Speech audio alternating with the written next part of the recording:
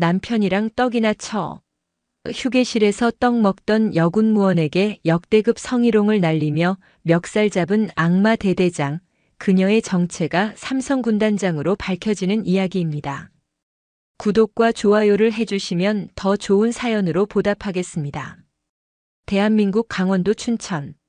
북한강의 물줄기가 도시를 감싸고 그보다 더 굳건하게는 대한민국 육군의 최정예 쌍용부대 제2군단이 이 땅을 지키고 있었다. 수만 명의 지상군 병력을 지휘하며 중부 전선의 강철 방패라 불리는 이 거대 군단의 심장부에 새로운 역사가 쓰이고 있었다. 그녀의 이름은 화미령. 대한민국 육군 중장. 갓 부임한 신임 2군단장이었다. 육군사관학교 최초의 여성 생도대장 출신, 야전에서 잔뼈가 굵은 최초의 여성 보병 사단장을 거쳐 마침내 군단의 별셋을 어깨에 단 입지전적인 인물. 군 내부에서 그녀의 별명은 그녀의 이름화, 을단 화산 군단장이었다. 그녀는 차가운 전략가가 아니었다. 불꽃처럼 뜨거운 가슴을 지닌 지휘관이었다. 그녀의 분노는 부패한 간부와 나태한 시스템을 향해 폭발했지만 그녀의 눈물은 언제나 이름 모를 병사들의 굳은 살 박인 손과 그들을 기다리는 부모의 마음을 향해 흘렀다. 그녀에게 군복을 입은 수만 명의 아들, 딸들은 그저 통계상의 병력이 아니라 그녀가 목숨을 걸고 지켜야 할 새끼들이었다. 그녀가 2군단장으로 부임한 지 불과 한 달째 되던 늦가을의 어느 스산한 밤. 그녀의 집무실에는 공식적인 보고 서류가 아닌 빛바랜 편지지 한 장이 놓여 있었다. 그것은 며칠 전 사령부 민원실을 통해 그녀에게 전달된 익명의 손편지였다. 군단장님, 제발 제 아들 좀 살려주십시오. 저는 강원도 화천에서 복무하는 아들을 둔 어미입니다. 아들이 죽고 싶다고 합니다. 백호 부대라고만 들었습니다. 그곳의 대대장이 악마라고 합니다. 밤낮 없이 이어지는 훈련과 폭언에 제 아들이 사람이 아닙니다. 군단장님도 같은 여자의 마음으로, 어미의 마음으로 제발 제 새끼 좀. 편지는 눈물 자국으로 얼룩져 마지막 문장은 거의 알아볼 수 없었다. 화미령 중장의 손이 부들부들 떨렸다. 여자의 마음이 아니라 지휘관의 마음이 끓어올랐다. 백호 부대. 그녀는 즉시 예하 부대를 확인했다. 2군단 예하 강원도 화천의 제15보병사단 승리부대 소속 백호대대. 그녀는 당장이라도 15사단장을 조지고 그 악마라는 대대장의 목을 칠 수 있었다. 하지만 그녀는 알았다. 그렇게 내려치는 칼은 언제나 아래로 향하는 법이다. 공식적인 감찰 지시는 결국 힘없는 병사들에게 또 다른 고통 감찰 준비를 안겨줄 뿐이며 진짜 악마는 그 뒤에 숨어버릴 것이라는 것을. 안 되겠다. 내 눈으로 직접 봐야겠다. 그녀는 그 자리에서 결심했다. 그리고 다음 날 새벽. 대한민국 육군 중장 화미령은 세 개의 별이 빛나는 전투복도 검은색 지휘 차량도 버렸다. 그녀는 사령부에서 가장 눈에 띄지 않는 낡은 정비복 작업복으로 갈아입었다. 머리는 아무렇게나 질끈 묶어 낡은 작업 모자 속에 감췄다. 그녀는 군수사령부에 직접 연락해 오늘 하루 15사단 백호대대로 파견 가는 신임 민간 군무원 정비기술자로 자신의 신분을 위장했다. 그녀가 탄 차는 검은색 세단이 아닌 15사단 보급창으로 향하는 덜컹거리는 수송 트럭의 조수석이었다. 트럭이 춘천을 벗어나 굽이굽이 이어진 화천의 산길로 접어들었다. 승리부대 관할 구역. 공기부터가 달랐다. 긴장감이 뼛속까지 스며드는 대한민국 최전방의 냄새였다. 악마 대대장이라. 화미령은 차창 밖으로 스쳐 지나가는 을씨년스러운 산세를 바라보았다. 내 새끼를 죽음으로 몰아넣는 자가 악마가 아니라면 대체 무엇이 악마란 말인가? 내가 오늘 그 악마의 목을 반드시 비틀어 놓겠다. 그녀의 눈이 화천의 새벽 안개 속에서 화산의 용암처럼 뜨겁게 불타오르고 있었다. 같은 시각. 강원도 화천 15사단 백호대대 본부. 대대장실의 형광등은 칠흑 같은 어둠 속에서도 유일하게 꺼지지 않는 불빛이었다. 그리고 그 불빛 아래 한 사내가 광기에 가까운 집착으로 작전 지도를 노려보고 있었다. 그의 이름은 마도철. 육군 중령. 백호대대의 대대장이었다. 그의 별명은 미친 호랑이였다. 그는 전쟁에 미쳐 있었고 훈련에 미쳐 있었고 그리고 1등에 미쳐 있었다. 육군사관학교를 차석으로 졸업했지만 수석 졸업자에게 밀렸다는 패배감은 그를 평생의 강박으로 몰아넣었다. 그는 최고가 되어야 했다. 그가 지휘하는 부대는 최강이어야 했다. 그의 백호 대대는 실제로 15사단, 아니 2군단 전체에서도 가장 훈련 성과가 높은 부대로 정평이 나 있었다. 각종 전술 경연 대회 1등, 사단장 표창 단골. 하지만 그 빛나는 성과의 이면에는 병사들의 피와 눈물이 있었다. 마도철에게 병사는 전우가 아니라 승리를 위한 소모품이자 도구였다. 그는 병사들의 휴가와 외박을 통제하며 훈련 시간을 확보했고 잠자는 시간을 쪼개 야간 비상훈련을 강행했다. 그의 입에서는 이따위로 할 거면 전쟁 나면 다 죽는다. 는 폭언이 멈추지 않았다. 그의 눈에 새로 부임한 2군단장 화미령은 그저 쇼를 위한 장식품에 불과했다. 군단장? 하. 계집이 별셋 달고 앉아서 뭘 안다고. 그는 며칠 전 작전 회의에서 부하들 앞에서 공공연히 이렇게 말했다. 전쟁 나면 제일 먼저 도망갈 것들이 치마 두른 것들이야. 알량한 감성팔이나 하겠지. 병사들 복지? 웃기지 말라고 해. 군대는 사람 죽이는 기술 배우는 곳이야. 복지는 무덤 가서나 챙기라고 해. 그의 이 그릇된 신념은 사실 과거의 뼈아픈 트라우마에서 기인한 것이었다. 그가 중대장 시절 안일한 준비와 편의를 봐준 훈련 태도 때문에 실제 수류탄 훈련에서 병사 한 명을 잃을 뻔한 끔찍한 사고를 겪었다. 그날 이후 그는 강함만이 모든 것을 해결해 준다고 믿게 되었다. 강해야만 아무도 잃지 않는다고. 하지만 그 강함은 어느새 병사들을 향한 광기 어린 집착과 폭력으로 변질되어 버린 지 오래였다. 그리고 지금 그는 일생일대의 기회이자 위기 앞에 서 있었다. 바로 일주일 뒤로 다가온 군단 전체가 주목하는 쌍용 전술 훈련. 이번 훈련에서 내가 저 여자 군단장 코를 납작하게 눌러주겠어. 감히 내 백호 대대를 얕보지 못하게. 완벽하게 압도적으로 1등을 차지하는 거야. 그는 사흘 밤낮을 세운 상태였다. 극도의 스트레스와 수면 부족으로 그의 눈은 시뻘겋게 충혈되어 있었고 신경은 금방이라도 끊어질 듯 팽팽했다. 똑똑. 작전과장이 조심스럽게 문을 열었다. 대대장님. 아침 식사라도. 닥쳐. 마도철이 서류철을 집어던졌다. 지금 밥이 넘어가. 삼중대 놈들 야간 기동로 확보 계획이 이따위인데. 다 죽고 싶어 환장했어? 당장 중대장 새끼들 다 튀어오라고 해. 그의 고함 소리가 복도 전체를 울렸다. 젊은 병사들은 그 소리만 들어도 심장이 멎을 것 같아 고개도 들지 못하고 종종 걸음으로 피해 다녔다. 마도철은 부글부글 끓어오르는 속을 참지 못하고 대대장실을 박차고 나왔다. 그는 잠시 머리라도 식힐 겸 본부 건물 구석에 있는 병사들과 부사관들이 함께 쓰는 휴게실로 향했다. 그곳에 싸구려 믹스커피가 그가 유일하게 속을 달랠 수 있는 수단이었다. 그는 몰랐다. 자신의 그 미친 호랑이 같은 광기가 오늘 자신보다 더 뜨거운 화산을 정면으로 마주하게 되리라는 것을. 백호 대대 본부 1층 구석. 낡은 소파와 커피 자판기 그리고 구형 텔레비전이 전부인 초라한 휴게실. 화미령 중장은 신임 정비 군무원의 신분으로 방금 대대 보일러실 점검을 마친 참이었다. 낡은 정비복은 기름때로 군데군데 얼룩져 있었고 모자 밑으로 흘러내린 머리카락은 땀에 젖어 있었다. 그녀는 이곳에 온 지 불과 서너 시간 만에 그 어미의 편지가 과장이 아니었음을 깨달았다. 보일러실에서 만난 어린 병사들은 낯선 군무원인 그녀의 눈조차 제대로 마주치지 못했다. 그들의 눈에는 생기가 아닌 극도의 공포와 피로가 서려 있었다. 대대장님이 무섭냐는 그녀의 물음에 병사는 대답 대신 사시나무 떨듯 떨기만 했다. 화미령의 가슴 속에서 무언가 뜨거운 것이 치밀어 오르고 있었다. 그녀는 지친 몸을 이끌고 휴게실 의자에 앉았다. 마침 한 병사가 가족 면회에서 받아온 것이라며 떡 한 상자를 휴게실에 두고 간 참이었다. 김이 모락모락 나는 따뜻한 찹쌀떡이었다. 화미령은 그 떡을 하나 집어들었다. 이 떡 한 조각에 아들을 걱정하는 부모의 마음이 담겨 있으리라. 내 새끼들.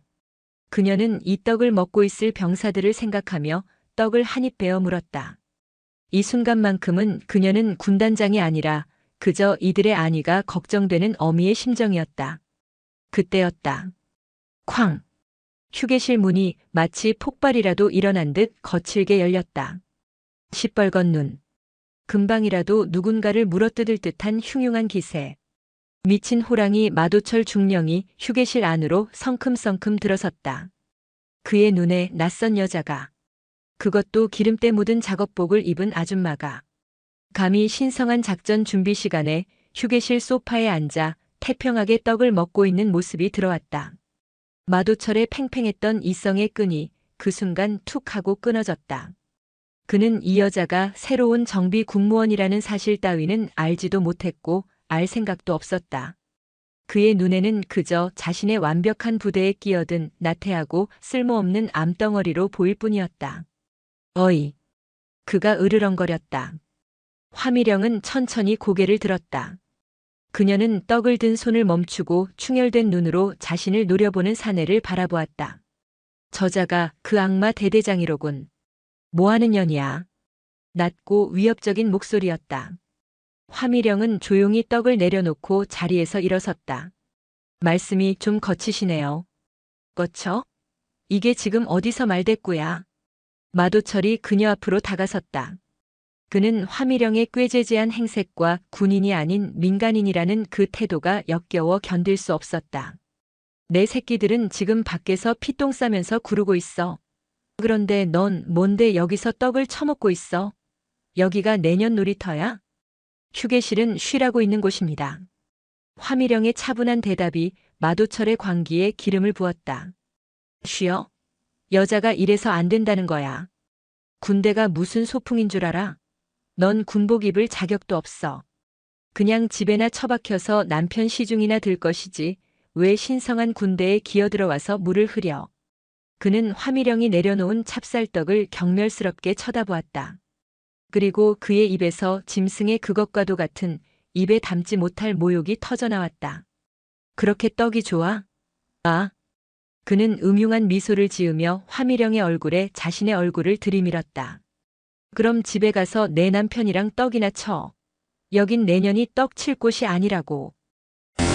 그것은 명백한 성희롱이자 인간에 대한 모욕이었다. 화미령의 눈빛이 그 순간 화산의 분화구처럼 변했다. 그녀의 온몸에서 수만 명의 군단을 지휘하는 중장의 위압감이 살기가 되어 터져나왔다. 마도철은 그 기세에 순간 움찔했지만 이미 이성을 잃은 그는 이것을 반항으로 받아들였다. 인연이 지금 눈을 똑바로 떠. 그는 거칠게 손을 뻗어 화미령의 기름때 묻은 정비복 멱살을 움켜쥐었다.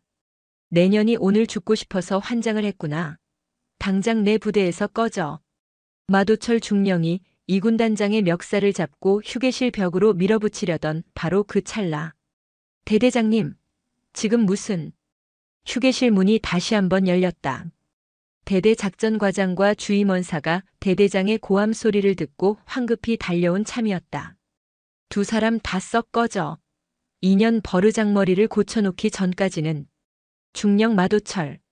그때 그들의 등 뒤에서 지금까지 들었던 그 어떤 목소리보다도 차갑고 위험 있으며 지축을 울리는 듯한 여성의 목소리가 터져나왔다.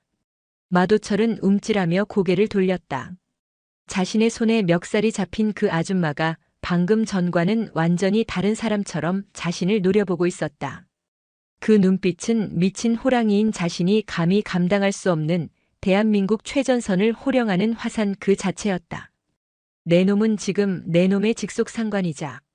화미령이 자신의 멱살을 쥔 마도철의 손을 강철 같은 힘으로 우그러뜨리듯 잡아떼었다. 내 놈이 목숨 걸고 충성해야 할 이 군대를 모욕했다. 무슨 개소리야 이년이. 마도철은 당황했지만 애써 허세를 부렸다. 그 순간 휴게실 문 밖에서 15사단 헌병대와 사태를 파악하고 미친 듯이 달려온 15사단장 소장의 절규에 가까운 목소리가 들려왔다. 전 부대원 차렷. 이군단장님께 대하여 경례. 마도철의 뇌가 정지했다. 이 군단장님? 그는 로봇처럼 천천히 고개를 돌려 자신을 향해 경례를 붙이는 사단장과 그 뒤에 선 헌병들을 바라보았다. 그리고 다시 자신이 방금 떡이나 치라고 모욕하고 멱살을 잡았던 기름때 묻은 작업복 차림의 여자. 화미령이 천천히 땀에 젖은 작업 모자를 벗어 던졌다. 질끈 묶었던 머리카락이 흘러내리고 그 위압감 넘치는 얼굴이 고스란히 드러났다. 공식 취임식 사진에서 보았던 바로 그 화산 군단장의 얼굴이었다. 아, 아. 마도철의 충혈된 눈이 공포와 혼돈으로 터질 듯이 확장되었다. 그의 손에서 힘이 풀리고 그가 쥐고 있던 화미령의 옷깃이 스르륵 빠져나갔다. 중령 마도철. 화미령이 불을 뿜는 목소리로 그를 불렀다. 그대는 오늘. 그녀는 바닥에 떨어진 찹쌀떡을 가리켰다. 그대의 병사들을 지켜야 할 그 손으로. 그 병사들의 어미가 보낸 이 마음을 짓밟고 그대의 군단장의 멱살을 잡았다. 내 놈의 그 오만한 호랑이 가죽을 내가 오늘 이 자리에서. 화미령이 헌병들에게 손짓했다. 산채로 벗겨주겠다. 휴게실의 시간은 얼어붙었다. 아니, 끓어오르는 용암 속에서 모든 것이 멈춰버린 듯 했다. 이 군단장님? 마도철 중령의 입에서 나온 그 단어는 그가 평생 배워온 모든 어휘가 아닌 그저 폐에서 새어나오는 공기의 파열음이었다. 그의 뇌는 방금 들은 정보를 처리하기를 거부했다. 그의 시선이 기계처럼 삐걱거리며 움직였다. 자신이 방금 멱살을 잡고 떡이나 치라고 모욕했던 기름때 묻은 낡은 작업복 차림의 아줌마. 그리고 그녀를 향해 차렷 자세로 온몸의 피가 다 빠져나간 듯한 얼굴로 경례를 붙이고 있는 자신의 직속상관 15사단장 소장. 그 뒤를 막아선 헌병 완장을 찬 얼음처럼 차가운 얼굴의 이군단 직할 헌병대. 시선이 다시 그 여자에게로 돌아왔다. 그녀가 벗어 던진 낡은 모자. 땀에 젖어 이마에 달라붙은 머리카락. 기름때가 묻은 뺨. 그러나 그 모든 것을 압도하는 단 하나. 화산 그 자체인 모든 것을 불태워버릴 듯이 이글거리는 그녀의 두 눈. 그것은 공식 취임식 사진에서 보았던 너무나도 멀게만 느껴졌던 대한민국 육군 제2군단장 중장 화미령. 바로 그녀였다. 아. 마도철의 온몸에서 힘이 빠져나갔다. 방금 전까지 화미령의 멱살을 움켜쥐었던 그의 오른손이 마치 뼈가 녹아내린 것처럼 힘없이 툭 떨어졌다. 180이 넘는 거구에 미친 호랑이라 불리던 사내의 몸이 지진이라도 만난 듯 제어할 수 없이 떨리기 시작했다. 그의 충혈된 눈. 그것은 더 이상 광기가 아니었다. 그것은 자신의 모든 것이 끝났음을 인지한 원초적인 공포였다. 군단장님. 15사단장 박 소장이 울부짖음에 가까운 목소리로 한 걸음 나섰다. 이건 오해입니다. 마 중령이 지금 훈련 스트레스가 너무 과해서 잠시. 오해? 화미령의 목소리가 그 모든 소음을 단번에 짓눌렀다. 방금 내 귀로 똑똑히 들었다. 남편이랑 떡이나 치라고. 그것도 오해인가? 그녀는 바닥에 떨어진 찹쌀떡 조각을 기름때 묻은 군화 앞코로 툭 쳤다. 이것이. 그녀의 목소리가 휴게실의 모든 공기를 진동시켰다. 이것이 내 새끼들을 맡겨놓은 어미의 눈물이다. 내 놈이 방금. 화미령이 마도철을 향해 한 걸음 다가섰다. 마도철은 뒷걸음질 치다가 소파에 다리가 걸려 꼴사납게 주저앉을 뻔했다. 내 놈의 그 더러운 손으로 군단장의 멱살을 잡은 것이 아니다. 그녀는 자신의 기름때 묻은 정비복 옷깃을 움켜쥐었다. 내 놈은 이 군복을 입고 내 놈의 아들들을 군대에 보낸 이 나라 모든 어미들의 가슴을 찢어발긴 것이다. 그녀의 사자후가 좁은 휴게실을 넘어 복도 전체를 강타했다. 모든 것이 정지했다. 감히 숨을 쉬는 병사조차 없었다. 마 중령이 미쳤습니다. 제가 지휘 책임을. 박 소장이 다시 한번 끼어들려 하자 화미령이 그를 향해 불길 같은 시선을 돌렸다. 자네는 빠져있어, 박 장군. 그녀의 목소리는 이제 중장이 아니었다. 거대한 화산 그 자체였다. 자네가 받아야 할 책임은 이따위 변명으로 끝날 것이 아니니. 내 오늘 자네가 승리부대라 부르는 이곳에 썩어빠진 승리가 대체 무엇 위에 세워진 것인지 내 눈으로 직접 확인할 테니. 그녀는 다시 공포에 질려 바들바들 떨고 있는 마도철을 내려다보았다. 마도철 중령. 예, 군단장님. 내 놈의 그 미친 호랑이 노름은 오늘부로 끝이다. 그녀는 헌병대장을 향해 턱짓했다. 뭐하나? 예, 알겠습니다. 헌병대장이 한치의 망설임도 없이 허리춤의 수갑을 꺼내 들었다. 찰칵. 차가운 금소금이 휴게실에 선명하게 울려 퍼졌다. 미친 호랑이 백호 대대장 마도철 중령의 양손에 은색 수갑이 채워졌다. 군단장님. 살려주십시오. 제가 정말 몰랐습니다. 군단장님이신 줄 알았더라면 제가 어찌 감히. 그의 마지막 변명. 그것은 화미령의 가슴에 마지막 불을 질렀다. 몰랐다면. 화미령이 그의 귓가에 얼음보다 차가운 목소리로 속삭였다. 몰랐다면 내가 군단장이 아니라 그저 힘없는 민간 군무원이었다면. 방금 내 놈이 저지른 그 추악한 성희롱과 폭력이 정당화될 수 있었단 말인가. 내 놈은. 화미령이 그의 수갑을 움켜쥐고 그를 바닥에서 짐짝처럼 끌어올렸다. 군인이 아니다. 그저 군복 뒤에 숨은 가장 비겁하고 역겨운 폭력배일 뿐이야. 끌고 가. 군단장님, 잘못했습니다. 제가 죽을 죄를 지었습니다. 한 번만, 제발 한 번만 기회를. 마도철의 처절한 비명이 복도를 울렸다. 헌병들은 그를 짐승처럼 끌고 나갔다. 휴게실 문 밖. 대대 본부의 모든 행정병과 간부들이 복도에 도열한 채 이 믿을 수 없는 광경을 공포에 질린 눈으로 지켜보고 있었다. 자신들을 도구 소모품이라 부르며 지옥의 공포로 몰아넣었던 악마.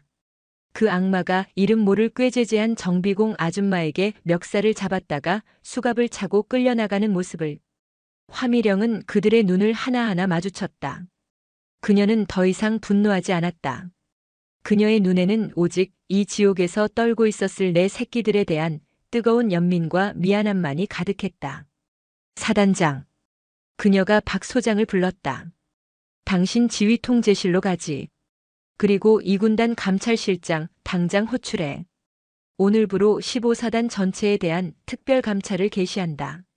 화미령 중장은 바닥에 떨어진 흙먼지가 묻은 찹쌀떡을 천천히 집어들었다.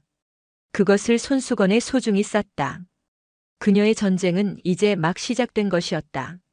15사단 승리부대 사령부의 지휘통제실. 중부 전선의 심장부를 책임지는 핵심 작전 본부였지만 이 순간만큼은 대한민국에서 가장 차가운 얼음굴이었다. 15사단장 박 소장은 자신의 집무실 의자가 아닌 지휘통제실 구석의 보조의자에 마치 죄인처럼 굳어 있었다.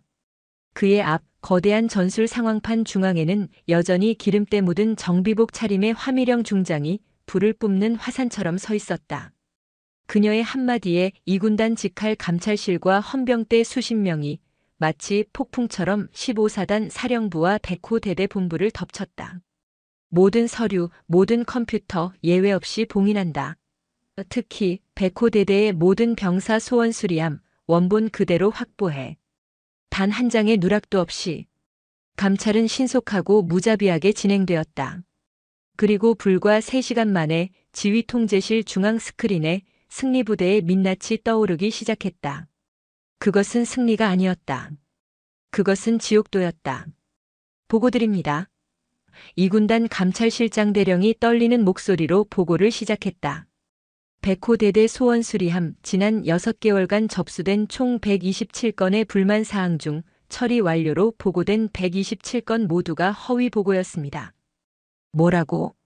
모든 불만 사항은 대대 주임원사 선에서 묵살되었으며 마도철 중령에게는 단 한 건도 보고되지 않았습니다. 아니, 보고되었으나 마 중령이 이딴 징징거림으로 군기를 해친다며 모두 파쇄하라고 지시한 정황을 확보했습니다. 스크린에 감찰팀이 복원해낸 소원 수리 내용들이 떠올랐다. 대대장님, 살려주십시오.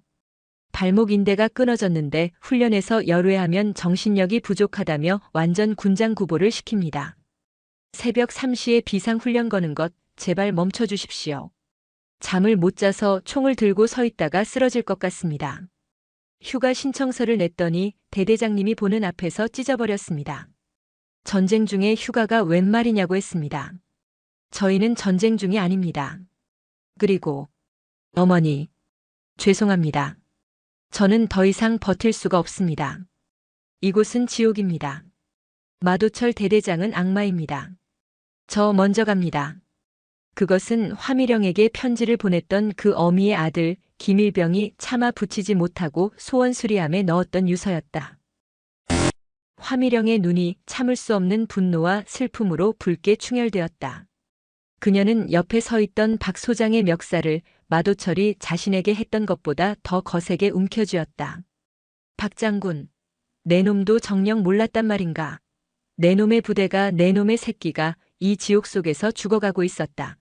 그런데 내 놈은 마도철이가 가져다주는 훈련성과 1등 표창장에 취해서 단 한 번도 이 아이들의 비명을 들여다보지 않았단 말인가. 군단장님, 저는 정말 보고받은 바가. 닥쳐. 화미령이 그를 내동댕이 쳤다. 내 놈의 보고 체계가 바로 이 부패의 본체다. 내 놈은 지휘관이 아니라 그저 마도철이라는 악마에게 자리를 깔아준 공범일 뿐이야. 그녀는 지휘 통제실을 나와 곧장 마도철이 임시 구금되어 있는 헌병대 조사실로 향했다. 조사실. 수갑이 풀린 대신 차가운 책상 앞에 앉아 있는 마도철 중령. 그는 더 이상 미친 호랑이가 아니었다. 그는 모든 것을 잃고 자신의 광기가 불러온 파멸 앞에 무너진 한 명의 초라한 사내였다. 화미령이 문을 열고 들어섰다. 그녀는 아무 말 없이 방금 전 스크린에서 보았던 그 유서의 복사본을 그의 앞에 던졌다. 마도철은 떨리는 손으로 종이를 집어들었다. 어머니, 죄송합니다. 마도철 대대장은 악마입니다. 악마. 마도철이 그 단어를 망연자실한 목소리로 은조렸다. 저 아이가 나 때문에. 읽어. 마지막까지 다 읽어. 화미령의 목소리에는 분노 대신 얼음과도 같은 냉기만이 서려 있었다. 마도철은 종이를 끝까지 읽어 내려갔다. 그의 어깨가 경련하듯 떨리기 시작했다. 그리고 마침내 흑흑. 미친 호랑이의 눈에서 뜨거운 눈물이 쏟아져 내렸다. 그것은 자신의 경력이 끝장난 것에 대한 서러움이 아니었다. 그것은 자신이 강철을 만든다고 믿으며 행했던 모든 광기가 사실은 한 젊은이의 영혼을 살해하고 있었다는 끔찍한 진실을 마주한 뒤늦은 공포와 죄책감의 눈물이었다. 왜 그랬나? 화미령이 조용히 물었다. 저는 마도철이 흐느끼며 횡설수설 자신의 과거를 털어놓기 시작했다. 그가 중대장 시절 안일한 훈련 준비로 병사가 다쳤던 그 끔찍했던 사고. 강해야 했습니다. 약하면 죽으니까. 제가 약해서 병사를 잃을 뻔했습니다. 그래서 2번 다시 그런 실수를 하고 싶지 않았습니다. 강하게만 만들면 아무도 다치지 않을 거라고 그렇게 믿었습니다. 그래서 화미령이 그의 말을 잘랐다. 그래서 내 놈이 그 트라우마의 희생자가 되는 대신 가해자가 되기로 선택했나? 내 놈은 그 병사를 지키지 못한 게 아니다. 내 놈은 그날의 사고 그 자체가 되어버린 거야. 내 놈이 강하게 만든다고? 아니. 내 놈은 그저 내 놈의 불안과 공포를 힘없는 병사들에게 폭력으로 전가시킨 것뿐이야. 화미령은 책상을 내리쳤다. 진짜 강함이 뭔지 아나? 그녀는 자신의 가슴 기름때 묻은 정비복을 주먹으로 쳤다. 이 옷을 입고 가장 낮은 곳의 비명을 듣는 것이다. 병사들의 눈높이에서 그들의 공포를 함께 마주하고 그들의 굳은 살을 어루만지는 것이다. 내 놈처럼 그들 위에 군림하며 짓밟는 게 아니라. 잘못했습니다. 제가 정말 괴물이었습니다. 마도철은 어린아이처럼 울부짖었다. 그의 오만했던 호랑이 가죽이 화미령의 불같은 진실 앞에서 완전히 벗겨져 내리고 있었다. 화미령은 그를 차갑게 내려다보았다. 내 놈의 그 눈물. 그것이 진정한 참회의 눈물인지 아니면 그저 내 놈의 망가진 경력을 위한 동정의 눈물인지는 지금부터 내 놈이 증명해야 할 게다. 그녀는 조사실을 나섰다. 그리고 그녀의 참교육은 이제 그 악마 한 명을 넘어 15사단 전체를 향하기 시작했다. 화미령 중장의 분노는 한 명의 중령과 한 명의 소장을 징계하는 선에서 끝나지 않았다. 그녀는 이것이 단순히 몇몇 개인의 일탈이 아니라 성과 지상주의에 매몰되어 병사들을 도구로 취급해 온 15사단 전체, 나아가 이 군단 전체에 만연한 암세포임을 직감했다. 그녀의 참교육은 이제부터가 본게임이었다. 다음 날 새벽, 15사단 대연병장, 사단의 모든 대대장급 이상 지휘관 그리고 백호 대대의 모든 병사가 집결했다. 새벽 공기는 쌀쌀했지만 연병장에 모인 수천 명의 군기는 그 어느 때보다도 날카롭게 서 있었다. 그들 앞에는 더 이상 기름때 묻은 정비복이 아닌 세 개의 별이 빛나는 정복을 완벽하게 차려입은 화산 군단장 화미령 중장이 서 있었다. 그리고 그 단상 아래 모든 지휘관의 가장 맨 앞에 계급장이 모두 뜯겨나간 전투복 차림에 전 15사단장 박 소장과 전 백호 대대장 마도철 중령이 수갑을 찬 채로 무릎을 꿇고 있었다. 전군 주목. 화미령의 목소리가 연병장 전체를 울렸다. 그대들의 눈앞에 있는 이 두 사람을 똑똑히 보라. 그녀가 무릎 꿇은 두 장교를 가리켰다. 이들은 어깨에 별을 달고 무궁화를 단 지휘관이었으나 그 무게를 감당하지 못하고 그 권력을 오용하여 자신의 부하들을 지옥으로 밀어넣은 죄인이다. 그녀는 박 소장을 향해 선언했다. 전 15사단장 박 소장. 그대는 예하부대 지휘감독 태만 및 직무유기, 병사들의 절규를 묵살하고 허위 보고를 일삼은 죄로 오늘부로 보직 해임하고 육군본부 징계위원회에 회부한다. 군단장이 예하 사단장을 전 병력이 보는 앞에서 공개적으로 해임한 것이다. 사단 창설 이래 전무후무한 일이었다. 이어서 그녀는 마도철을 향했다.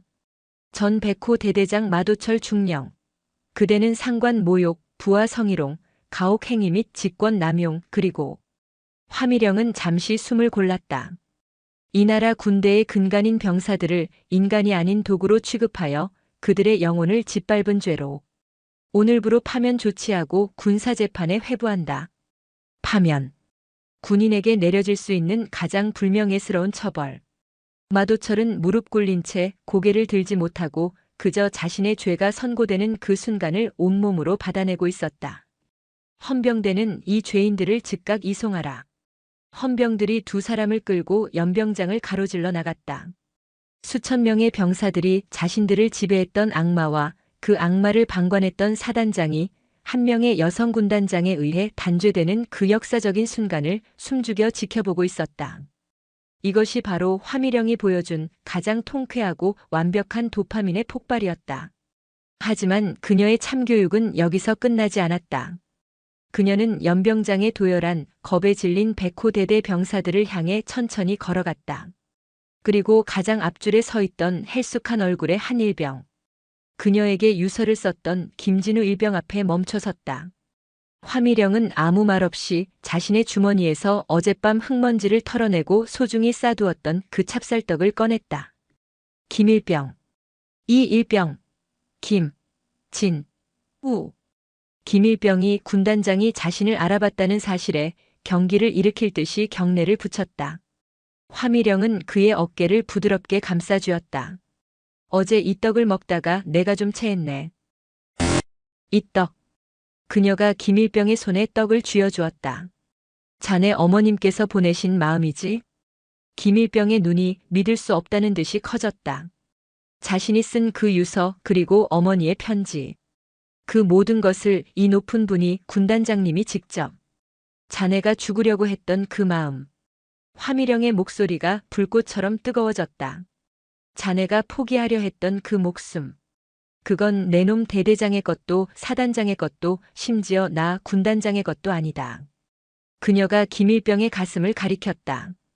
그건 자네를 낳아주신 자네 어머님의 것이고 자네를 기다리는 가족들의 것이며 그리고 이 나라 대한민국의 것이다.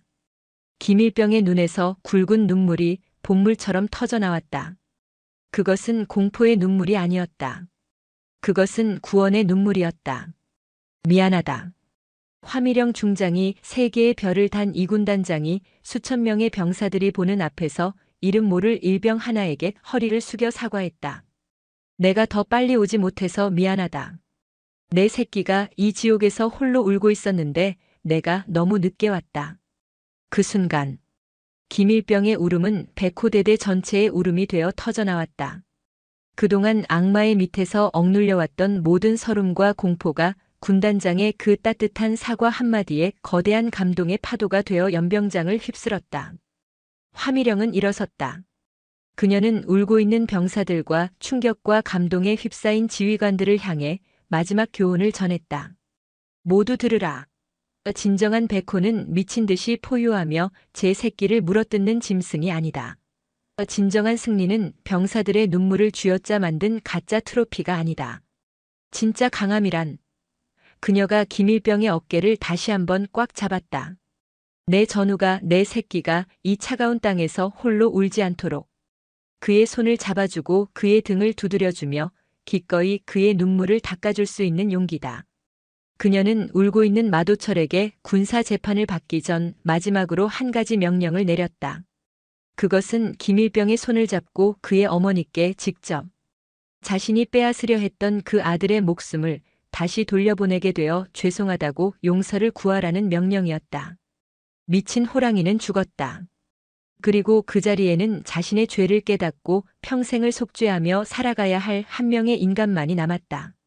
화천의 차가운 연병장 위로 비로소 따뜻한 불꽃의 가르침이 그리고 진정한 개과천선의 희망이 뜨겁게 타오르기 시작했다. 화미령 중장의 공개 처형이 끝난 15사단 승리부대의 대연병장. 2명의 지휘관이 헌병대 차량에 실려 사라진 그 자리에는 수천 명의 병사들과 간부들이 여전히 부동자세로 서 있었지만 공기는 완전히 달라져 있었다. 악마가 사라진 자리에 내려앉은 것은 안도감이 아니었다. 그것은 자신들의 지옥을 단번에 무너뜨린 저화산 군단장이라는 거대한 존재에 대한 경외심을 넘어선 원초적인 두려움이었다. 그녀가 과연 이 부대를 어떻게 할 것인가? 마도철 한 명을 찍어내는 것으로 끝낼 것인가? 아니면 이 부대 전체를 해체해 준하는 수준으로 박살낼 것인가? 화미령은 단상에서 내려왔다. 그녀는 겁에 질린 사단의 나머지 지휘관들에게는 눈길조차 주지 않았다. 그녀는 곧장 연병장 한가운데에 오와 열을 맞춰 서 있는 백호대대의 병사들, 그 지옥의 생존자들에게로 걸어갔다. 그녀가 다가서자 병사들은 공포에 질려 숨조차 제대로 쉬지 못했다. 그녀는 아까 눈물을 터뜨렸던 김진우 일병의 앞에 다시 멈춰섰다. 그리고 그를 지나쳐 백호대대의 모든 병사들을 한 명 한 명 그 눈을 천천히 훑어보았다. 피로에 절어 초점을 잃은 눈, 멍자국이 채 가시지 않은 뺨, 두려움에 파르르 떨리는 입술. 내 새끼들. 그녀가 마이크 없이 그러나 연병장 전체를 울리는 목소리로 말했다. 고개 들어라. 병사들이 머뭇거리며 고개를 들었다. 나는 오늘 너희들에게 벌을 주러 온 것이 아니다. 그녀의 목소리는 분노가 아닌 깊은 슬픔에 잠겨 있었다. 나는 너희들에게 사과하러 왔다. 그리고 너희들의 이야기를 들으러 왔다. 그녀는 15사단 사령부의 가장 큰 신뢰 집회장인 승리관을 가리켰다. 백호대대 전 장병은 지금 즉시 승리관으로 이동한다. 그녀는 주변을 둘러싼 모든 간부들 대대장과 사단장이 사라져 어쩔 줄 모르는을 향해 얼음처럼 차가운 명령을 내렸다. 단 백호대대의 중대장, 소대장, 행정보급관, 그리고 모든 부사관은 이 자리에 남아 내가 돌아올 때까지 그대들이 짓밟았던 병사들의 군홧발 자국을 보며 자신의 죄를 반성하고 있도록 사상 초유의 명령이었다. 오직 병사들만 군단장과의 면담에 들어오라는 것이었다. 15사단 승리관. 수백 명의 백호대대 병사들이 쭈뼛거리며 자리에 앉아 있었다. 그들의 앞 단상에는 화미령 중장이 홀로 서 있었다. 문은 닫혔고 그들의 고통을 감시하던 간부들은 단 한 명도 없었다. 지금부터 내가 너희들의 소원 수리함이 되겠다. 화미령이 말했다. 나는 오늘 너희들의 군단장이 아니다. 나는. 그녀는 잠시 말을 멈췄다가 목이 메인 목소리로 말했다. 어제 아들의 유서를 받아들었던 너희들의 어미다. 말해라. 무엇이 너희를 그토록 고통스럽게 했는지. 무엇이 너희를 죽음으로 내몰았는지. 그 악마가 너희들에게 무슨 짓을 했는지. 하나도 빠짐없이 전부 다 말해라. 정적이 흘렀다. 아무도 선뜻 입을 열지 못했다. 수년간 이어진 마도철의 공포 통치는 그들의 혀를 묶어버린 지 오래였다. 그때였다. 가장 뒷줄 구석에서 한 상병이 손을 번쩍 들었다. 군단장님, 정말 말해도 됩니까? 말하면 저희 나중에 보복당하지 않습니까? 보복? 화미령의 눈이 다시 불타올랐다. 이 화미령이, 이 이군단의 군단장이 두 눈 뜨고 살아있는 한. 오늘 이 자리에서 나온 그 어떤 발언으로도 너희들에게 불이익을 주는 자는 내가 직접 그 군복을 찢어발기고 군사법정에 세울 것이다. 내가 약속한다. 그 약속은 닫혀있던 둑을 무너뜨렸다. 군단장님, 여기저기서 울음 섞인 목소리들이 터져나왔다. 저는 삼중대 소속입니다. 마 중령님은 저희가 전투화를 닦을 시간이 없다며 매일 아침 광이 나지 않는다는 이유로 전투화로 뺨을, 훈련 중에 발목을 접질렸습니다. 의무실에 가겠다고 하자 마 중령님이 전쟁 중에 발목 접질리면 그냥 죽을 거냐면서 저를 끌고 완전 군장으로 야간 산악구보를. 제 발목 아직도 제대로 꺾이지 않습니다. 제 아버지가 위독하셨습니다. 임종이 가까우니 청원 휴가를 보내달라고 빌었습니다. 하지만 마 중령님은 일주일 뒤 쌍용 훈련이 중요하다며 제 휴가 신청서를 제 눈앞에서 찢어버렸습니다. 병사의 눈에서 피눈물이 흘러내렸다. 저는 그래서 아버지 임종을 지키지 못했습니다. 군단장님. 흑흑. 화미령의 주먹이 부들부들 떨렸다. 증언은 복물처럼 터져나왔다. 그것은 지옥도 그 자체였다. 잠을 재우지 않는 것은 기본. 병사들의 사적인 편지를 검열하고 가족들이 보낸 영양제를 정신력이 나약해진다며 쓰레기통에 처박았다.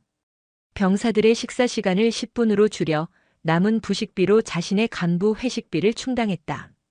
승리관은 수백 명의 병사들이 쏟아내는 울음과 분노로 거대한 통곡의 바다가 되었다. 화미령은 그 모든 증언을 단 한마디도 끊지 않고 단 한순간도 시선을 피하지 않고 그 아픔을, 그 고통을 온몸으로 다 받아내고 있었다. 그녀의 뺨에도 분노와 미안함이 뒤섞인 뜨거운 눈물이 흐르고 있었다. 같은 시각 군단 헌병대 지하 조사실. 홀로 남겨진 마도철 중령은 자신의 모든 것이 무너져 내린 그 절망 속에서 멍하니 벽만 바라보고 있었다. 그는 여전히 이해할 수 없었다. 내가 뭘 그렇게 잘못했지? 강하게 키우려던 것뿐인데. 1등 부대를 만들려던 것뿐인데. 왜 내가 악마가 되어야 하지? 그의 뒤틀린 신념은 아직도 자신을 방어하고 있었다. 그때 조사실 문이 열리고 화미령의 수행 비서실장이 들어왔다. 그의 손에는 방금 전 승리관에서 기록된 수백 명의 증언이 담긴 두꺼운 녹취록 파일이 들려 있었다. 마 중령. 비서실장이 차가운 목소리로 말했다. 군단장님의 명령이다. 그는 녹취록을 마도철의 앞에 던졌다. 내 놈이 저지른 죄가 무엇인지, 내 놈이 만든 지옥이 어떤 모습인지. 이것을 다 읽기 전까지. 내 놈은 물 한 모금 마실 자격도 잠시 눈을 붙일 자격도 없다. 이것이 내 놈이 그토록 자랑스러워했던 백호대대의 진짜 전투 기록이다. 한 글자도 빠뜨리지 말고 내 놈의 눈과 내 놈의 뇌와 내 놈의 심장에 새겨 넣어라. 조사실 문이 다시 닫혔다. 마도철은 떨리는 손으로 녹취록의 첫 장을 넘겼다. 전투화로 뺨을 발목이 부러졌는데도 산악구보를. 그는 처음에는 이건 과장이야. 나약한 놈들의 징징거림일 뿐이야. 라고 중얼거렸다. 하지만 페이지를 넘길수록 그의 손이 멈췄다. 아버지의 임종을 지키지 못했습니다. 마 중령님이 제 휴가 신청서를 제 눈앞에서 찢었습니다. 아. 마도철의 눈이 그 문장에 박혀 더 이상 움직이지 않았다. 그제야 어렴풋이 기억이 났다. 쌍용 훈련을 앞두고 신경이 극도로 날카로웠던 어느 날. 한 병사가 울먹이며 휴가를 보내달라고 징징거렸던 그 기억이. 그는 그저 훈련에 방해되는 장애물을 치웠다고만 생각했다. 그런데 그것이 한 병사의 평생의 한이 되었단 말인가. 그는 자신이 훈련을 위해 찢어버린 것이 한 장의 종이가 아니라 한 인간의 하늘이었음을 이제야 깨달았다. 그의 뒤틀린 신념에 거대한 균열이 가기 시작했다. 그는 미친 듯이 다음 장을 넘겼다. 어머니, 죄송합니다. 마도철 대대장은 악마입니다. 김진우 일병의 유서. 악마. 그 단어가 비수가 되어 그의 심장에 박혔다. 내가 악마였어. 그는 더 이상 읽어 내려갈 수 없었다. 그는 녹취록을 애미 쥔 채 조사실 바닥에 무너져 내렸다. 그의 입에서 인간의 것이라고는 믿기 힘든 처절하고 짐승 같은 울음소리가 터져나왔다. 으아악. 내가 틀렸어. 내가 내 손으로 내 새끼들을 죽이고 있었어. 미친 호랑이의 오만하고 뒤틀린 신념이 병사들의 피눈물이 담긴 그 지옥의 증언 앞에서 마침내 완전히 산산조각 나고 있었다. 그것은 고통스러운 참회의 첫 번째 서막이었다. 마도철 중령의 군사재판은 일사천리로 진행되었다. 그의 혐의는 차고 넘쳤다. 상관 모욕, 성희롱, 직권 남용, 가혹행위. 그가 받은 1등 표창장들은 이제 그의 죄를 더욱 무겁게 만드는 범죄의 증거가 되었다. 군 검찰은 그에게 중형을 구형했다. 군복을 벗는 것은 물론 실형을 피할 수 없는 상황이었다. 그의 변호인은 어떻게든 형량을 줄이기 위해 그에게 심신미약을 주장하라고 권했다. 중령님, 당시 훈련 스트레스로 인한 일시적인 판단 착오였으며 부대를 강하게 만들려던 순수한 애국심에서 비롯된 과잉 행동이었다고 주장해야 합니다. 그리고 성희롱 혐의만큼은 그런 의도가 아니었다고 부인하셔야 합니다. 그것만 빠져도. 재판 전날 접견실. 마도철은 며칠 만에 수십 년은 늙어버린 초췌한 모습으로 변호인을 마주했다. 그는 밤새 그 지옥의 증언들을 읽고 또 읽었다. 그 결과 그의 눈은 더 이상 광기나 공포가 아닌 모든 것을 체념한 듯한 깊은 절망과 아주 희미한 속죄의 빛만이 남아 있었다. 아니요. 마도철이 갈라진 목소리로 말했다. 변호사님, 그렇게 하지 않겠습니다. 중령님, 나는 심신미약이 아니었습니다. 나는 멀쩡한 정신으로 내 불안과 공포를 내 새끼들에게 퍼부었습니다. 나는 괴물이었습니다. 그는 변호인의 눈을 똑바로 바라보았다. 그리고 그는 치욕스러운 그날의 기억을 떠올렸다.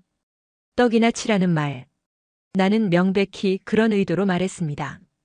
그것은 그가 스스로 인정하기 가장 힘든, 가장 추악한 자신의 모습이었다. 나는 내 죄를 단 하나도 피하지 않겠습니다. 그것이 내가 저버린 내 병사들에게 그리고 나 자신에게 할 수 있는 유일한 속죄입니다. 변호인은 모든 것을 포기하고 진실을 받아들인 그의 모습에 더 이상 아무 말도 할 수 없었다. 한편 화미령 중장은 백호 대대의 재건 작업에 착수했다. 그녀는 15사단장과 마도철은 물론 그들의 악행을 묵인하고 동조했던 모든 중대장과 부사관들을 전부 교체해버렸다.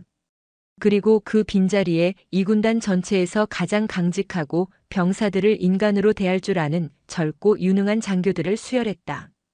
백호 대대는 그야말로 뼈를 깎는 쇄신을 겪고 있었다. 하지만 병사들의 마음속에 남은 상처는 그리 쉽게 아물지 않았다. 특히 김진우 일병. 그는 군단장의 위로와 악마의 몰락에도 불구하고 여전히 깊은 트라우마 속에서 밤마다 악몽에 시달렸다. 그는 더 이상 죽음을 생각하지 않았지만 군대라는 공간 자체를 견뎌내지 못했다. 화미령은 그를 현역 복무 부적합 심의에 올려 당장이라도 집으로 돌려보낼 수 있었다. 그것이 그 어미의 편지에 대한 가장 쉬운 답일 터였다. 하지만 화미령은 그것이 진정한 치유가 아님을 알았다. 상처 입은 호랑이는 굴 속에 숨는 것이 아니라 상처를 이겨내고 다시 포효해야만 진정한 숲의 왕이 될 수 있다. 그녀는 결단을 내렸다. 군사재판 최후 변론일. 마도철은 담담하게 자신의 모든 죄를 인정했다. 저는 군인이 아니었습니다. 저는 제 병사들의 영혼을 갉아먹은 악마였습니다. 그 어떤 처벌도 달게 받겠습니다. 그의 변호인은 그저 그가 반성하고 있다는 말만 되풀이할 뿐이었다.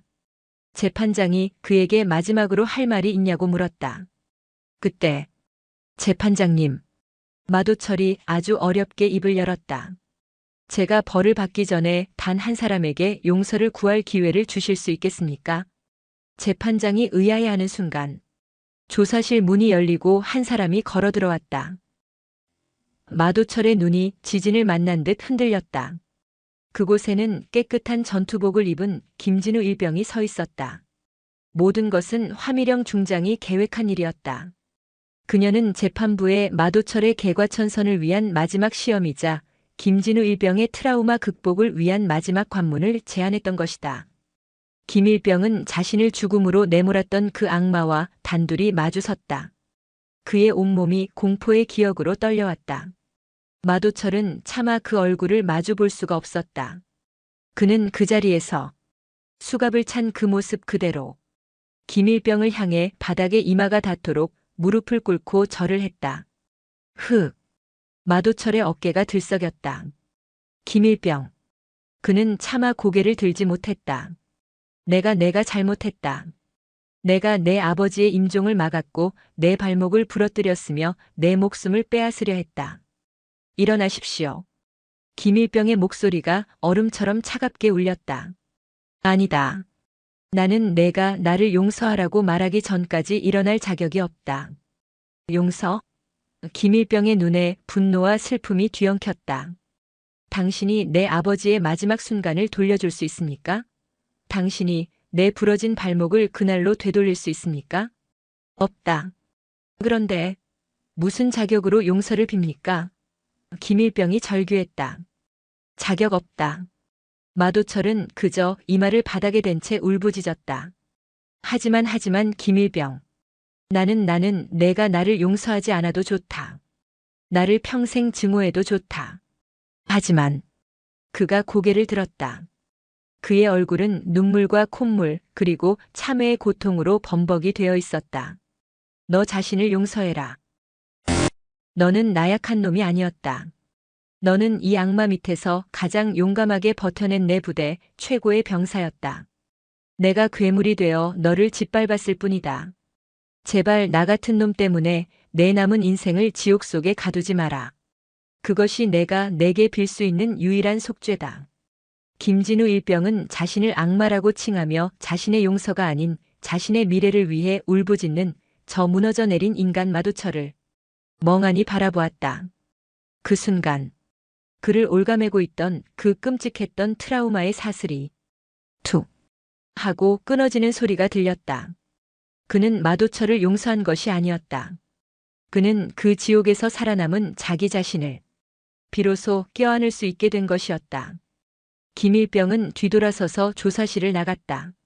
그리고 문을 닫기 전 마지막 한마디를 남겼다. 당신은 괴물이었습니다. 하지만 남은 시간 동안 다시는 괴물이 되지 마십시오. 그것이 제가 당신에게 바라는 전부입니다. 마도철은 그가 사라진 문을 향해 이마가 깨지도록 머리를 찌으며 목이 터져라 울었다. 한 인간의 가장 무거운 속죄가 그리고 또 다른 한 인간의 가장 고통스러운 구원이 그렇게 이루어지고 있었다. 마도철 중령은 군사법원 최고 형량에 가까운 징역형과 함께 불명예 파면을 선고받았다. 그는 항소를 포기했다. 15사단장 박 소장 역시 지휘 책임을 물어 강제 전역 조치되었다. 승리부대의 지옥을 만들었던 두 개의 큰 기둥이 완전히 뽑혀나갔다. 하지만 시련은 끝나지 않았다. 바로 일주일 앞으로 다가온 이 군단 전체의 자존심이 걸린 쌍용 전술 훈련. 마도철이 그토록 1등에 집착했던 바로 그 훈련이었다. 백호 대대는 지휘부가 통째로 날아간 상태였다. 새로 부임한 대대장과 중대장들은 유능했지만 병사들과 호흡을 맞출 시간은 턱없이 부족했다. 병사들의 마음은 트라우마에서는 벗어났지만 극심한 혼란 속에서 전투 의지를 상실한 상태였다. 이 군단 사령부. 긴급 작전 회의가 열렸다. 군단장님, 안 됩니다. 지금 백호대대의 상태로는 훈련은커녕 부대 유지도 어렵습니다. 이번 쌍용 훈련에서 백호대대는 제외해야 합니다. 그들이 참가했다가는 이 군단 전체의 망신이 될 것입니다. 참모들의 우려가 쏟아졌다. 그들의 말은 합리적이었다. 하지만 화미령 중장은 고개를 저었다. 아니, 그녀의 목소리는 단호했다. 백호대대, 이번 훈련 참가한다. 군단장님, 그리고 그대들이 망신이라고 부를 그 훈련을. 그녀는 자리에서 일어났다. 이 이군단장이 직접 지휘한다. 회의장의 모든 참모가 경악했다. 군단장이 일개 대대의 훈련을 직접 지휘하겠다는 것은 전군 역사상 유례가 없는 일이었다. 나는 화미령이 창박, 춘천의 산세를 바라보았다. 내 새끼들을 저 지옥에서 꺼낸 것으로 만족하지 않는다. 나는 내 새끼들이 지옥을 딛고 일어선 불사조가 되는 것을 내 두 눈으로 직접 확인할 것이다. 이것은 훈련이 아니다. 치유의 마지막 장이다. 쌍용 전술 훈련 디의일. 화천의 백호대대 야외 훈련장 FTC. 화미령 중장은 군단장 지휘 텐트가 아닌 백호대대의 임시 지휘 텐트에 전투복 차림으로 앉아 있었다. 그녀의 앞에는 새로 부임한 젊은 대대장과 그리고 트라우마를 극복하고 자원하여 훈련에 참가한 김진우 일병이 서 있었다. 김일병. 지금부터 너는 내 직속 통신병이다. 예? 저 말씀이십니까? 그래. 너는 이 지옥을 가장 깊이 경험했다. 그러니 이 훈련이 다시는 지옥이 되지 않도록 내 옆에서 모든 것을 감시하고 모든 것을 보고해라. 병사들의 숨소리 하나까지. 이것이 그녀의 참교육이었다. 가장 깊은 상처를 입은 병사에게 가장 강력한 권한을 줌으로써 그 상처를 스스로 치유하게 만든 것이다. 훈련이 시작되었다. 백호대대의 상대는 이군단 최강이라 불리는 독수리연대. 그들은 지휘부가 박살난 백호대대를 그저 사냥감 정도로 여기고 있었다. 훈련 초반. 백호대대는 예상대로 고전을 면치 못했다. 새로운 지휘 체계는 삐걱거렸고 병사들은 악마의 명령이 아닌 자율적인 판단에 익숙하지 않았다. 젠장. 삼중대 또 당했어. 우측 방어선이 무너집니다. 작전과장의 비명이 텐트를 울렸다. 새로운 대대장이 안절부절 못하며 화미령을 바라보았다. 군단장님, 예비대를 투입해야. 아니, 기다려. 화미령은 미동도 하지 않았다. 김일병. 그녀가 자신의 직속 통신병을 불렀다. 지금 병사들의 상태가 어떤가? 공포에 질렸나? 김일병은 헤드셋 너머로 들려오는 전우들의 목소리에 귀를 기울였다. 그것은 과거의 비명이 아니었다. 아닙니다. 군단장님. 그의 눈이 빛나기 시작했다. 욕하고 있습니다. 욕? 삼중대 병사들이 저 새끼들, 우리가 만만해 보이냐고 마 중령님은 같지만 우리가 족밥인 줄 아느냐고. 하. 화미령의 입가에 비로소 화산처럼 뜨거운 미소가 번졌다. 악마는 사라졌지만 그 악마가 주입했던 지독한 훈련의 기억, 그 전투 기술만큼은 병사들의 몸에 남아 있었던 것이다. 좋다. 화미령이 일어섰다. 대대장. 예, 군단장님.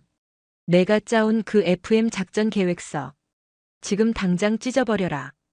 예?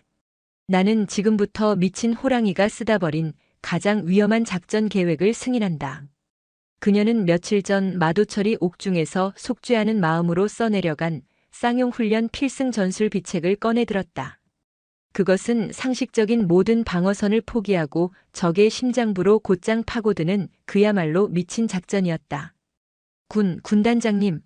이 작전은 성공하면 대박이지만 실패하면 저희 대대는 전멸입니다.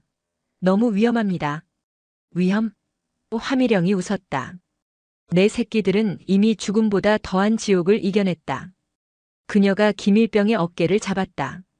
이까짓 훈련이 두려울 것 같나? 그녀가 마이크를 잡았다. 그녀의 목소리가 백호대대 전 장병의 헤드셋에 천둥처럼 울려 퍼졌다. 여기는 군단장이다. 지금까지 잘 버텨주었다. 하지만 우리는 방어를 위해 이곳에 온 것이 아니다. 저 오만한 독수리 놈들에게 지옥에서 돌아온 백호가 불사조가 되어 날아오르면 어떤 모습인지를 똑똑히 보여줄 시간이다. 전 대대. 방어선을 포기한다. 전 병력 적의 심장부로 역으로 돌격한다. 이것은 명령이다. 나를 따르라. 와. 병사들의 함성이 화천의 산 전체를 뒤흔들었다. 그날 쌍용 훈련 역사상 가장 전설적인 전투가 기록되었다. 방어선을 포기하고 적진으로 역돌격한 백호대대는 독수리 연대의 모든 방어선을 유린하며 그들의 지휘부를 초토화시켰다. 그것은 훈련이 아니었다. 그것은 지옥에서 돌아온 아들들의 거대한 포효였다. 훈련이 끝나고 승리를 알리는 녹색 연막탄이 하늘을 뒤덮었을 때 화미령 중장은 땀과 눈물로 범벅이 된 김진우 일병을 모든 병사들이 보는 앞에서 어미처럼 뜨겁게 껴안았다. 잘 싸웠다. 내 아들. 그것은 한 명의 군단장이 수천 명의 아들들을 화산의 불꽃으로 다시 벼려내 불사조로 만들어낸 가장 뜨겁고도 완벽한 승리였다. 강원도 화천의 쌍용 훈련장. 훈련 종료를 알리는 녹색 연막이 쓰러진 그 자리에 승리의 함성은 아직 가시지 않고 뜨거운 열기처럼 피어올랐다. 지옥에서 돌아온 백호대대 병사들은 자신들이 대한민국 최강이라 불리는 독수리 연대를 격파했다는 사실을 그들 스스로도 믿기 힘든 표정으로 만끽하고 있었다. 그들은 서로를 부둥켜 안고 환호하고 울부짖었다.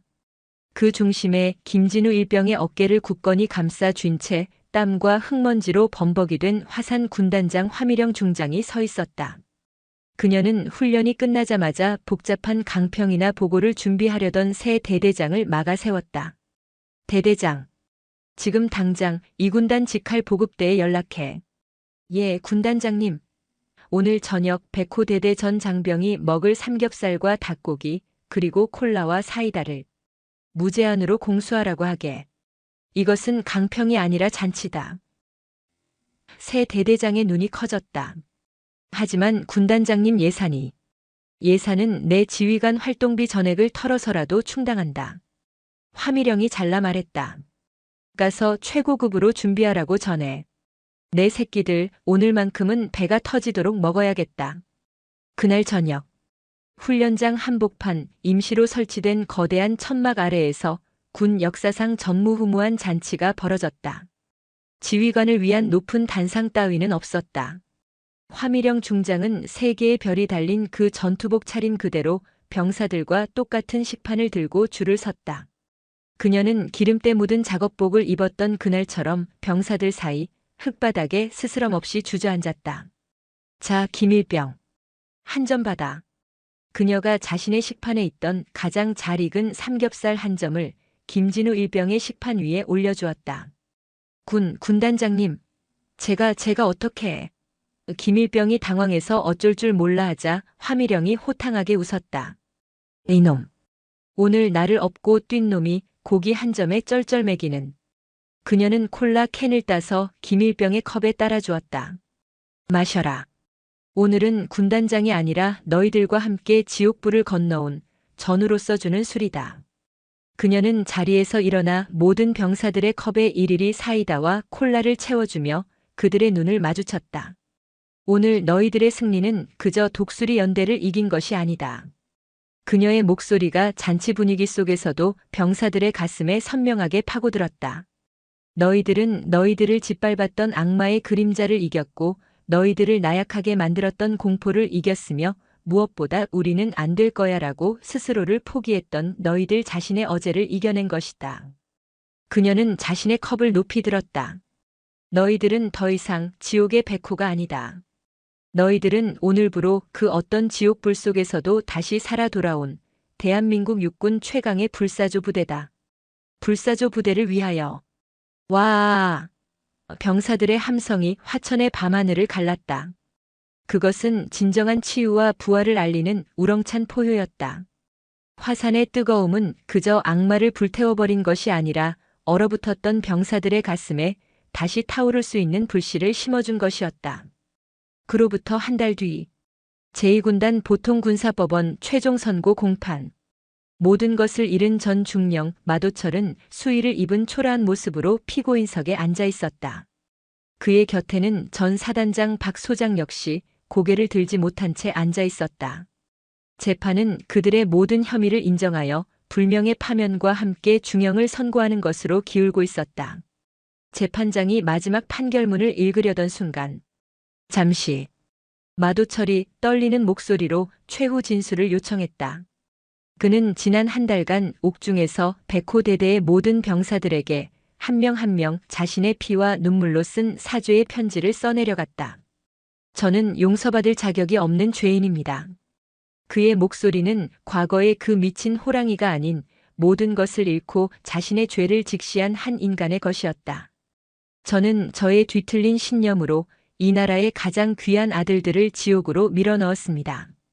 그 어떤 처벌도 달게 받겠습니다. 그는 방청석을 바라보았다. 그곳에는 그에게 아버지의 임종을 빼앗겼던 그 병사가 전투복 차림으로 앉아 있었다. 다만 마도철이 그 병사를 향해 피고인석에서 무릎을 꿇었다.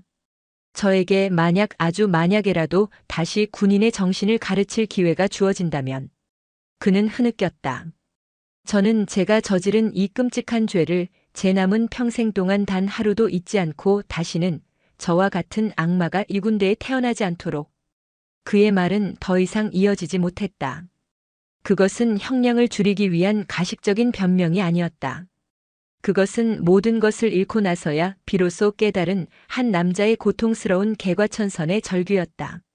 그때 재판장이 화미령 중장이 재판부에 제출한 탄원서의 일부를 읽어내려갔다. 피고인 마도철의 죄는 하늘이 노하고 땅이 진동할 만큼 무겁다. 그 어떤 관용도 베풀어져서는 안 될 것이다. 그러나 본관은 그가 지옥의 밑바닥에서 자신의 가장 추악한 민낯을 마주하고 진심으로 참회하는 모습을 보았다. 또한 그가 속죄하는 마음으로 써내려간 전술비책이 절망에 빠졌던 백호대대를 불사조로 만드는데 결정적인 역할을 했음을 증언한다. 바라건대 재판부는 그의 죄를 엄중히 심판하되 그의 개과천선의 의지마저 꺾지는 말아주시길 바란다. 한 마리의 미친 호랑이를 영원히 감옥에 가두는 것보다 그가 자신의 죄를 평생 속죄하며 다시는 미친 호랑이가 나타나지 않도록 우리의 젊은 장교들을 가르치는 반면교사로 쓸 수 있는 길을 고민해 주시길 바란다. 재판정은 숙연해졌다. 군단장이 자신의 멱살을 잡고 자신을 성희롱했던 부하를 엄벌에 처하되 그의 갱생의 길을 열어달라고 탄원한 것이다. 마도철은 그 탄원서를 들으며 자신을 괴물로 단죄했던 그녀가 자신을 다시 인간으로 돌아올 수 있도록 마지막 동아줄을 내려주었음을 깨달았다. 그는 재판정 바닥에 엎드려 김진우 일병을 향해 그리고 화미령 중장이 있는 춘천을 향해 소리 없이 뜨거운 참회의 눈물을 쏟아냈다. 그로부터 1년 뒤 춘천 제2군단 사령부 화미령 중장의 집무실에는 가을 햇살이 따사롭게 비치고 있었다. 그녀의 책상 위에는 이제 악마의 비명이 담긴 편지가 아닌 감사의 온기가 담긴 손편지들이 수북이 쌓여 있었다. 사랑하는 화미령 군단장님께 저는 작년에 죽고 싶다고 편지를 보냈던 김진우 일병의 어미입니다. 오늘 제 아들이 전역을 했습니다. 화미령의 미소가 편지 위로 번졌다. 군대에 갈 때 두려움에 울기만 했던 제 아들은 오늘 세상에서 가장 늠름하고 가장 건강한 대한민국 육군 병장이 되어 제 품으로 돌아왔습니다. 아들은 저를 껴안고 말했습니다. 어머니, 저는 지옥에서 진짜 사령관님을 만났습니다. 저는 다시 태어났습니다. 라고. 군단장님, 당신은 제 아들놈을 살려주신 것이 아닙니다. 당신은 이 어미의 찢어졌던 심장을, 이 나라에 무너졌던 하늘을 다시 세워주신 분입니다. 감히 어미의 마음으로 또 다른 어미이신 군단장님께 이 작은 것을 보냅니다. 편지 봉투 안에는 어미가 밤새 한 땀 한 땀 정성껏 짠 따뜻한 목도리 1개가 들어있었다. 화미령은 그 목도리를 자신의 3개의 별이 달린 어깨 위에 조용히 둘러보았다. 그 어떤 훈장보다도 그 어떤 별보다도 따뜻하고 명예로운 무게였다. 같은 시각 육군 교도소 내 특별 교화 프로그램 강의실.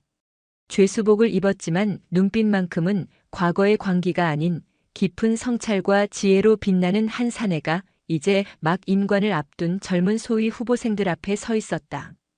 그는 전 중령 마도철이었다.